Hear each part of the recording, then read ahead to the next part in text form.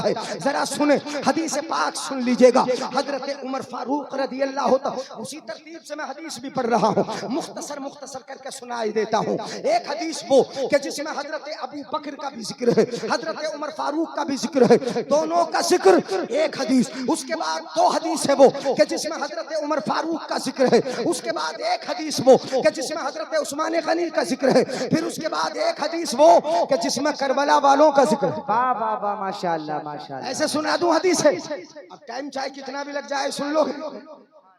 बड़ी हदीस हो गई, कई हदीसें हो गई, मगर मुख्तसर मुख्तसर। हजरत उमर फारूक कहते हैं, और ये हदीस पाक तिरमिज़ी शरीफ में मौजूद है, कान खोल के सुन लेना, यानी हाँ दिल खोल के सुन लेना। ये ओबरी कला है, बड़े सहीन और अक्लमंद लोग यहाँ पे आबाद हैं, तभी तो क्रिकेट मैच चला रहे हैं ना। इतने ज़हीन है कि क्रिकेट मैं जब आया तो उधर जंगल से मुझे लाउड स्पीकर के बोलने की आवाज आ रही थी, ऐसा लग रहा था कि कोई निजामत कर रहा हो। अब निजामत क्या कर रहा, कोई कमेंट्री बोल रहा था कि अब देखो उसकी 50 पूरी हो गई, अब 40 रन बना लिए उसने। इस तरीके से आवाज मैंने सुनी, मैंने कहा ओहो, इतनी लाइट इसलिए लगी है कि यहाँ पे क्रिकेट हो रहा है। मैंने कहा ठीक है, मुहर्रम का महीना आ रहा है, उधर जंग आमादा है, उधर इस्लाम को टारगेट किया जा रहा है, तुम खेलों में मशगूल हो, तुम अपने नफ्स को खुश करने में मशगूल हो, तुम्हारी रातें खेलों में गुजर रही है। हजरात, अल्लाह के बंदे तो वो होते हैं कि जिनकी रातें सजदों में गुजरती हैं। अब भी हाथ उठा के अगर रब की बारगाह में दुआ नहीं कर सकते हो तो फिर कब करोगे। अल्लाह इस्लाम को बुलंदी दे दे, मुसलमानों को इज्जत अता फरमा और हमारे भाइयों की हर जगह मदद फरमा। अगर इस तरह भी तुम्हारे हाथ न उठे तो फिर तुम्हारा ईमान और इस्लाम, उसको मैं क्या कहूंगा और कहां पर। तुम खेल में लगे पड़े हो, तुम्हारे खेलों में रातों दिन गुजरते हैं। हजरात मोहतरम, अब पहली हदीस सुनिए जरा, कैसे हैं ये सहाबा, यार गार के जिन पे नजर उठाते हैं लोग, ज़बानें तान बुलंद करते हैं, ताने ताने की ज़बानें उन पे उठती हैं। हजरत उमर कहते हैं, अमराना रसूलुल्लाह सल्लल्लाहु अलैहि वसल्लम अन नतसद्दक़, हमारे आका ने हमें हुक्म दिया कि हम सदक़े कमाल मुस्तफ़ा की बारगाह में ला के पेश करें। हजरत उमर कहते हैं कि मेरे पास उन दिनों माल था, बड़ा माल था, मैं मालदार था, पैसा अच्छा खासा था, जमा पूंजी मैंने ठीक कर रखी थी। हजरत उमर कहते हैं, अब मैं दिल में सोचने लगा, आका ने हुक्म दे दिया है कि माल सदक़े का लेकर आओ। मैं दिल में सोचने लगा, आज मैं अबू बकर से आगे बढ़ जाऊंगा। किससे आगे बढ़ जाऊंगा? माल है ना मेरे पास, इतना लाके मुस्तफा को दूंगा, इतना दूंगा कि अबू बकर सिद्दीक से ज्यादा हो जाएगा, है ना। अगर तूने 40 रन बनाए तो मैं 50 बनाने की कोशिश करूंगा। अगर तू इस क्रिकेट के लिए 50 देगा तो मैं 100 दूंगा। तू नचनियों को बुलाने के लिए अगर 1000 की गड्डी लुटाएगा तो मैं 2000 लुटा के दिखाऊंगा। अगर तू फहाशी पर, बुराई पर, डीजे बाजे पर 10 खर्च करेगा, मैं 20 खर्च करूंगा। तुम्हारा मुकाबला जो होता है वो फहाशी में है, वो अय्याशी में है, वो नफ्स परस्ती में है, वो ज़हनी अय्याशियों में है, वो नफ्सी अय्याशी में है। मगर अबू बकर का पैसा कहां खर्च होता है, उमर का पैसा कहां खर्च होता है। आका की हदीस बताती है कि इस्लाम की बात जब भी आती है तो अबू बकर का भी माल सारे का सारा हाजिर है और उमर का माल भी हाजिर। सुभान अल्लाह सुभान अल्लाह, माशाअल्लाह। बात समझ में आ रही ना मेरे भाइयों। हजरत उमर कहते हैं, मैं सोचने लगा कि आज अल-यौम अस्बिकु शय्यन इन सबक़तहु यौमन, अगर किसी दिन मैं अबू बकर से आगे बढ़ा, आज बढ़ जाऊंगा आगे, आज आगे निकल जाऊंगा। कहते हैं मैं घर चला गया, जरा तवज्जो चाहूंगा, गौर से सुन ले। कहते हैं उमर, माल था मेरे पास, घर चला गया दौड़ा दौड़ा। आका ने कहा था माल ले आओ, मदरसे के लिए जरूरत है, दीन फैलाने के लिए जरूरत है, इस्लाम की तबलीग के जरिए लिए जरूरत है। मेरी कौम कान नहीं धरती, सुनो अबू बकर के मानने वालों, हजरत उमर फारूक से मोहब्बत रखने वालों। हजरत उमर कहते हैं घर गया, जितना माल था सारा इकट्ठा कर लिया, यहाँ तक कि चिमटा अगर था उसको भी ले लिया, टोपी अगर थी उसको भी ले ली, कपड़े थे उनको भी ले लिए, सारे माल का 50-50 किया, आधा आधा किया, आधा साथ में ले लिया, आधा घर वालों के छिलिए छोड़ दिया, ले आया बारगाह मुस्तफा में, रख दिया मुस्तफा की बारगाह में। आका ने ये सवाल नहीं किया कितना लाए उमर, ये सवाल समझ में आ रहा है ना, तो सुभान अल्लाह बोल दो। ये सवाल नहीं किया आका ने उमर लाए कितना, कितना लाए, ये सवाल नहीं किया। मेरे आका ने सवाल किया तो कितना प्यारा सवाल किया। पूछा आका ने माँ अब कैतल अहली का या उमर, है उमर अपने घर वालों के लिए कितना छोड़ के आए। मत बोलो, बोलो ही मत, यानी यहाँ लंबी तकरीर हो जाएगी। माँ अब कैतल अहली कितना छोड़ा अपने बच्चों के लिए। हजरत उमर कहते हैं अब कई तो मिसलहू या रसूल अल्लाह, जितना लाया उतना ही छोड़ाया।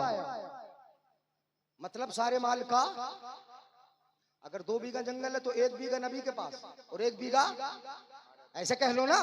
अगर 2 बीघा है तो आधा नबी के पास और आधा, अगर 2 मकान है आधा नबी के पास आधा, अगर 2 करोड़ है तो 1 करोड़ अपने पास। मैं एक बढ़ चढ़ के बता रहा हूं, अगर थोड़ा माल है तो आधा अपने पास आधा, अगर 100 रुपए है मान लो तो 50 अपने पास 50 नबी के पास। इतना ले आए सारे माल का आधा। कहते उन दिनों था मेरे पास माल इसलिए सारे माल का आधा ले आया। मैं पेश कर ही रहा था और ये बता ही रहा था कि इतना ही छोड़ आया हूँ, जितना लेके आया था उतना ही छोड़ आया हूँ। इतने में हजरत अबू बकर फअता अबू बकरिन बिकुल्ले मा इंदहु, हदीस पाक के लफ्ज सुन लो, हजरत अबू बकर की शान भी पहचान लो, समझ लो कि ये यारे गार कितना बुलंद है और कितना ऊंचा है। हदीस पाक बता रही है फअता अबू बकरिन बिकुल्ले मा इंदहु, अबू बकर के पास जितना माल था सारे का सारा ले आए, नबी के पास पेश कर दिया। कितना पेश कर दिया? सारा। यहाँ तक कि चिमटा था, खुरपा था, जो भी था उस वक्त का सामान वो सारे का सारा ला के मुस्तफा के पास पेश कर दिया। अब आका ने इनसे भी सवाल यही किया अबू बकर माँ अब कैतल अहलिक, अपने घर वालों के लिए कितना छोड़ा है। ये नहीं पूछा कितना लाए, नहीं पूछा, पूछा हजरत छोड़ा कितना, कितना छोड़ के आए। यही सवाल उमर से भी किया था तो हजरत उमर ने जवाब दिया था जितना लाया उतना ही छोड़ आया, मतलब आधा लाया आधा छोड़ आया। मगर हजरत अबू बकर का प्यारा जवाब सुनो, सुनोगे ताज्जुब करोगे, हैरत में पड़ोगे, फिर सुभान अल्लाह की सदा भी दिल से निकलेगी।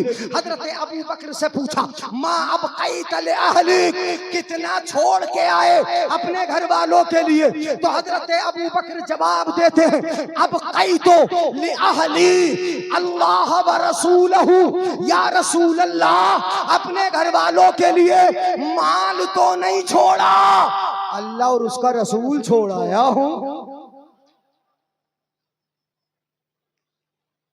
बात समझ में आई? क्या छोड़ के आया? अल्लाह उसका, अल्लाह उसका रसूल छोड़ आया हूँ। सारे का सारा माल पेश कर दिया और बोले अल्लाह और उसका रसूल छोड़ के आया हूँ। हजरत उमर तो देख ही रहे थे, जरा तवज्जो चाहूंगा, हजरत उमर तो देख ही रहे थे। क्या कर रहे हैं हजरत अबू बकर? उमर देख रहे थे, वहीं पे बैठे हुए हैं ना, देख रहे हैं ये सारा माल ले आया। मैं तो ये सोच के गया था आज अबू बकर से बढ़ जाऊंगा, आगे निकल जाऊंगा, अबू बकर मेरी होड़ न कर सकेगा, मेरे बराबर न पहुंच सकेगा। मगर अब कहते हैं, अब कहते हैं हजरत उमर कहते हैं कि मैं कभी भी वो अबू बकर सिद्दीक से आगे नहीं बढ़ सकता, कभी उनसे बरतरी नहीं ले सकता, इसलिए कि जिसको नबी आगे बढ़ाए, अल्लाह आगे बढ़ाए, उसे कोई पीछे हटा नहीं सकता। बेशक बेशक बेशक। जब उमर कहे कि मैं नहीं बढ़ सकता आगे है तो ये छोटा मुंह बड़ी बात है। कोई येरा गैरा नत्थु खैरा वो बात करे, तवज्जो है। यह हदीस पाक मैंने सुना दी आपको, इसमें हजरत अबू बकर का भी जिक्र है, हजरत उमर फारूक का भी जिक्र है, इनकी फजीलतें आप देख लें। एक और हदीस में सुना रहा हूं, इंशाअल्लाह मजा आएगा अगर सुनोगे तो। सुना दूं? है तवज्जो?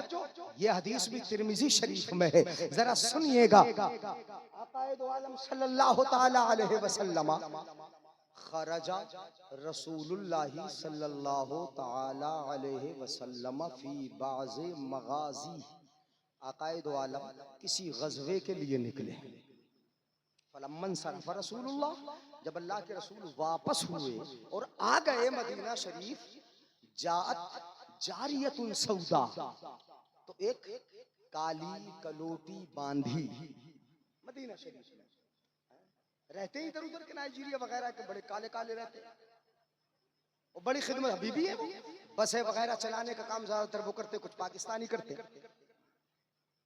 तो वो काली जारियतुल सौदा का जिक्र हदीस पाक में, काली बांधी आका की बारगाह में आ गई और आके बोली फकालत या रसूल अल्लाह इन्नी नज़रतु अन रद्दकल्लाहु सालिमन फअज़रिबु बैन यदैका बिद्दफ फअतगन्ना। वो बांधी काली बोली आका के पास बैठ के, या रसूल अल्लाह मैंने नजर मान ली है। क्या मान ली है? बोलो, मजा आएगा सुनोगे तो। मैंने नजर मान ली है या रसूल अल्लाह। क्या नजर मान ली? मैंने ये नजर मान ली कि अल्लाह जंग से आपको सही सालिम वापस लौटा देगा तो मैं आपके सामने बैठ के दफ बजाऊंगी और दफ पे गाऊंगी। ये मैंने नजर मान ली। सुभान अल्लाह नहीं बोलेंगे? बोली मैंने नजर मान ली कि मैं दफ भी बजाऊंगी गाऊंगी भी। ये नजर मान ली। मेरे आका ने क्या जवाब दिया सुनो। उसने कहा मैंने नजर मान ली है। तो आका फरमाते इन नजरती फज़रिबी व इल्ला फला। आका फरमाते तवज्जो है, अगर तूने नजर मान ली है तो बजा ले। अब तो बोल दो यार, थक गए? खत्म कर दूं तकरीर? बोल दियो, कर दे खत्म? टाइम हो गया। हाथ उठा के बोलो या रसूल अल्लाह। हाँ, थोड़ा सुस्त हो गए तो फिर मैं भी खत्म कर दूंगा। इन नजरती, अगर तूने नजर मान ली है तो बजा ले, व इल्ला फला, वरना रहने दे, मत बजा।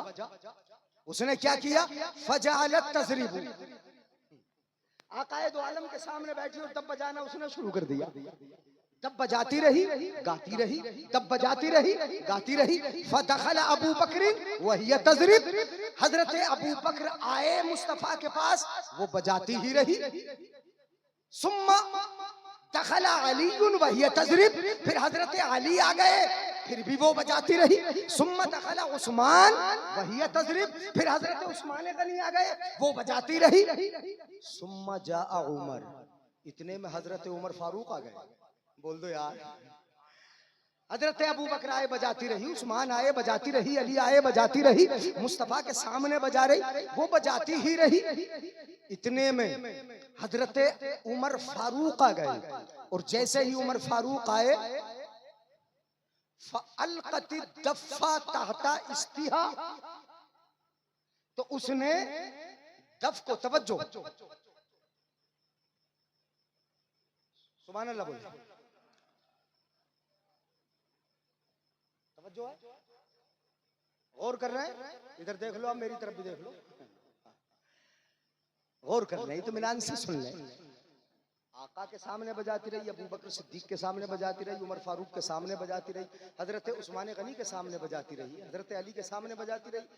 मगर जैसे ही उमर आए फअल्क़ति दफ़्फ़ा तहता इस्तिहा, उसने दफ को अपने नीचे रखा और छुपा के उस पर बैठ गई।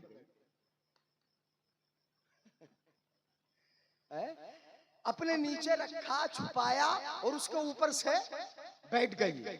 मेरे आका ने देखा हजरत उमर को, तो उमर को देख के मुस्कुरा गए।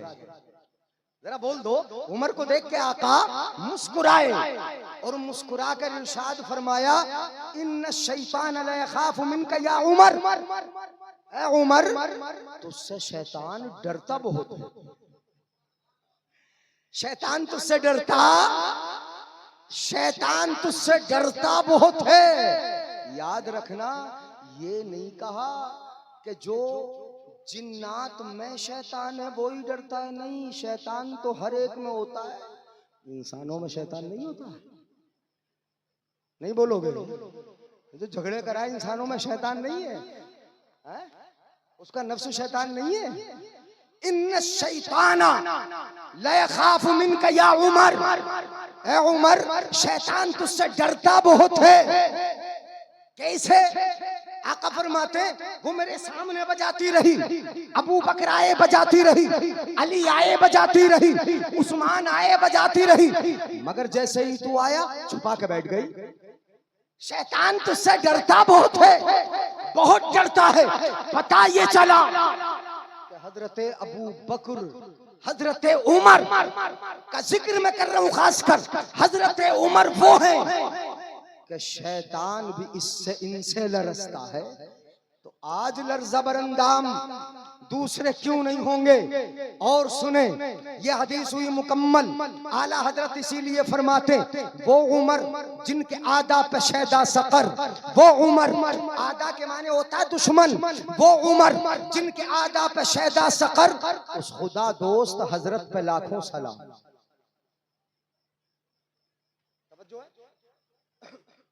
और एक हदीस सुन ले, सुनने गौर से। इन्नल्लाह जअलल हक़्क़ अला लिसान उमर व क़ल्बी। आका इरशाद फरमाते हैं, अल्लाह ने हजरत उमर के दिल पे और जबान पे हक को रख दिया। कितनी कुरान की आयत ऐसी हैं जो हजरत उमर की मर्जी के मुताबिक, यानी जो वो चाहते थे वैसी अल्लाह ने नाज़िल फरमाई। जैसा उन्होंने मशवरा दिया वैसी आयत रब ने नाज़िल फरमाई। कितनी आयत कलाम मुक़द्दस की ऐसी हैं। और सुने, अब लंबी हदीस नहीं सुना रहा, अब वो हदीस सुने कि जिसमें हजरत अली का जिक्र, सुना दूं वो हदीस भी सुना दूं, हाँ गौर से सुने। हजरत उमर का जिक्र, हजरत उस्मान गनी का जिक्र हो गए। मौलाए कायनात मौला अली कर्रमल्लाहु वजहुल करीम, सुभान अल्लाह, फातिह खैबर है ना? कौन है बोलो? फातिह खैबर। अना मदीनतुल इल्म। आका फरमाते मैं इल्म का, बोल दो मैं इल्म का, बड़ी मशहूर हदीस है यार, मैं इल्म का शहर हूं। तुमसे इसलिए बुलवा रहा हूं कि जीते जागते मालूम सुन लो। मैं इल्म का, अच्छा शहर बगैर दीवारों के बन जाएगा, बगैर छत के, बगैर बुनियाद के? बोल दो नहीं बनेगा ना। जब शहर होगा तो बुनियाद तो जरूर होगी, जब शहर होगा दीवारें भी जरूर होंगी, जब शहर होगा छत भी जरूर होगी, जब शहर होगा तो शहर का दरवाजा भी जरूर होगा। मेरे आका फरमाते हैं, अना मदीनतुल इल्म, मैं शहर इल्म का हूं। व अबू बकरिम बुनियानुहा, अबू बकर उसकी बुनियाद है। बोल दो अबू बकर बुनियाद है। और जब बुनियाद होती है तभी उसमें दीवारें चुनी जाती हैं। बुनियाद पर, फाउंडेशन पर दीवारें कायम होती हैं। आका फरमाते अना मदीनतुल इल्म, मैं इल्म का शहर। व अबू बकर बुनियानुहा, अबू बकर उसकी बुनियाद है। व उमरो जुदरानुहा, और उन्हीं बुनियादों पर, उसी फाउंडेशन पर जो चुनी जाने वाली दीवार है वो मेरा उमर है, वो दीवारें मेरा उमर है। वो उस्मान व सक़फ़ुहा, और आका फरमाते जब दीवारें हैं तो छत भी होगी ना, हैं? वो उस्मान व सक़फ़ुहा, और हजरत उस्मान गनी उसकी छत है। बोल लो उस्मान गनी उसकी छत है। अब जब दीवारें कायम हो गई, फाउंडेशन बन गया, दीवारें कायम हो गई, छत बन गया, एक मकान की शक्ल हो गई, शहर तामीर हो गया। अब आका फरमाते अलीयुम बाबूहा, अली उसका दरवाजा है। अब बोलो जरा सुभान अल्लाह। व अलीयुम बाबूहा, अली उसका दरवाजा है। अब दरवाजे से दाखिल होगा, दरवाजे से आएगा, दरवाजे से शहर में आएगा तो फाउंडेशन से भी फायदा उठाएगा, दीवारों से फायदा उठाएगा, छत से फायदा उठाएगा, उस शहर से फायदा उठाएगा। और जब दरवाजे से दाखिल ही नहीं होगा तो न फाउंडेशन से फायदा होगा, न दीवार से फायदा होगा, न छत से फायदा होगा। पता ये चला कि इब्तिदान अली का दामन, उस्मान का दामन, उमर का दामन, अबू बकर का दामन, फिर मिलेगा मुस्तफा का दामन। इस तरीके से अगर शहर में दाखिल होना है तो दामन अली थामोगे तब सबसे फायदा मिलेगा, और सिर्फ अली का थामोगे तो किसी से फायदा नहीं। बोलोगे सिर्फ अली का तो किसी से फायदा नहीं मिलेगा। बात समझ में आ रही? व अलीयुम बाबूहा, अली उसका, और इल्म का शहर है मुस्तफा। इल्म का गांव नहीं का ओबरी है, इल्म का क्या है? और शहर में तो हजरत हर चीज होती है, नहीं होती है? गांव में यहाँ जो ना मिलेगा वो मुरादाबाद मिल जाएगा, मुरादाबाद जो ना मिलेगा वो कहाँ मिलेगा? दिल्ली। शहर है, आका ने फरमाया शहर हूँ, मेरे यहाँ सब कुछ मिलेगा। नहीं बोलोगे? कयामत का इल्म भी मिलेगा, अव्वलीन का भी मिलेगा, आखरीन का भी मिलेगा, आसमानों का मिलेगा, जमीन के ऊपर का मिलेगा, जमीन के नीचे का मिलेगा, जन्नत का मिलेगा, जन्नत में कौन कौन जाएगा ये मिलेगा, हर तरह का इल्म। यहाँ तो माकूल भी मिलेगा, यहाँ मनकूल भी मिलेगा। नबी तो अल्लाह के इल्म के खजाने लुटाते हैं। कभी कहते हैं मैं शहर हूँ और शहर में हर तरह की शय मिलती है, तो मेरे इल्म में हर किस्म का इल्म तुम्हें मिलेगा।